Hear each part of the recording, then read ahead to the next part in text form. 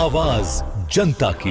अब अपनी हार पराजय देखकर महागठबंधन वाले इतने घबराए हुए हैं कि वह तय ही नहीं कर पा रहे हैं कि कौन सा प्रत्याशी एनडीए प्रत्याशी के खिलाफ लड़ाया जाए। हार उसका तय जो हो चुका है, इसी का परिणाम महागठबंधन में है। नमस्कार, आप देख रहे हैं न्यूज पीआर और मैं हूँ आपके साथ ज्योति सिन्हा।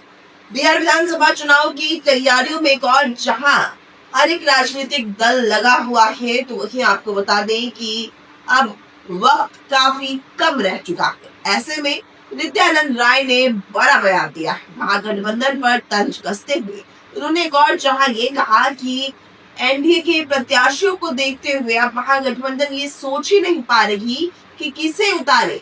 तो वहीं आपको बता दें कि ऐसे में एक और जहां महागठबंधन पर बड़ा सवाल खड़ा किया है नित्यानंद राय ने, तो वहीं तंज कसते हुए कई बातें भी कही है। महागठबंधन के सीटों का बंटवारा नहीं हुआ, यह विषय उनका है, लेकिन जो बिहार में माहौल बना है 2025 के चुनाव के लिए,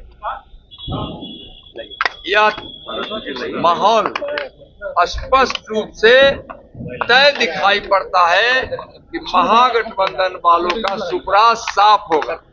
अब अपनी हार पराजय देखकर महागठबंधन वाले इतने घबराए हुए हैं कि वह तय ही नहीं कर पा रहे हैं कि कौन सा प्रत्याशी एनडीए प्रत्याशी के खिलाफ लड़ाया जाए।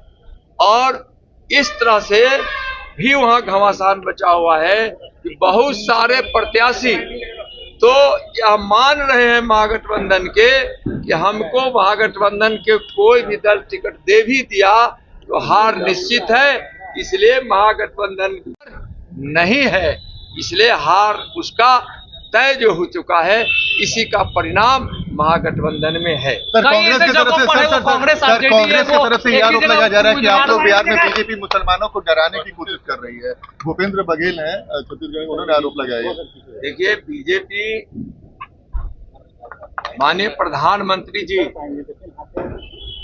के भगीरथ प्रयास से विकास की गंगा इस देश के गांव गांव, घर घर, जन जन, शहर शहर, खेत खलिहान तक पहुंच रहा है और उससे इस देश के लोग लाभान्वित हो रहे हैं।